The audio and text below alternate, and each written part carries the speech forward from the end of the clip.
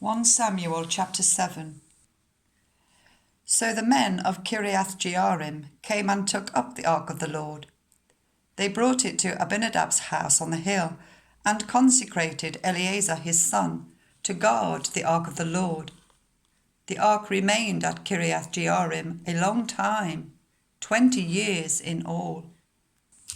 Then all the people of Israel turned back to the Lord. So Samuel said to the whole house of Israel, "If you are returning to the Lord with all your hearts, then rid yourselves of the foreign gods and the Ashtoreths, and commit yourselves to the Lord, and serve him only, and he will deliver you out of the hand of the Philistines." So the Israelites put away their Baals and Ashtoreths, and served the Lord only. Then Samuel said, "Assemble all Israel at Mizpah, and I will intercede with the Lord for you." When they had assembled at Mizpah, they drew water and poured it out before the Lord.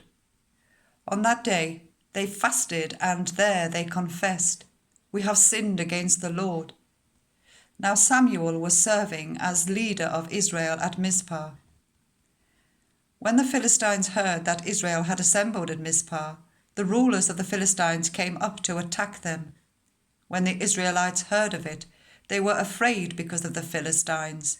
They said to Samuel, "Do not stop crying out to the Lord our God for us, that he may rescue us from the hand of the Philistines." Then Samuel took a suckling lamb and sacrificed it as a whole burnt offering to the Lord. He cried out to the Lord on Israel's behalf, and the Lord answered him. Whilst Samuel was sacrificing the burnt offering, the Philistines drew near to engage Israel in battle. But that day the Lord thundered with loud thunder against the Philistines, and threw them into such a panic that they were routed before the Israelites. The men of Israel rushed out of Mizpah and pursued the Philistines, slaughtering them along the way to a point below Beth-kar. Then Samuel took a stone and set it up between Mizpah and Shen. He named it Ebenezer, saying, "Thus far the Lord has helped us."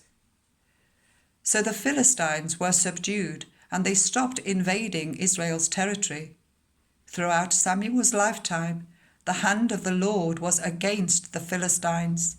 The towns from Ekron to Gath that the Philistines had captured from Israel were restored, and Israel delivered the neighbouring territory from the hands of the Philistines. And there was peace between Israel and the Amorites. Samuel continued as Israel's leader all the days of his life. From year to year he went on a circuit from Bethel to Gilgal to Mizpah, judging Israel in all those places. But he always went back to Ramah, where his home was, and there he also held court for Israel, and he built an altar there to the Lord.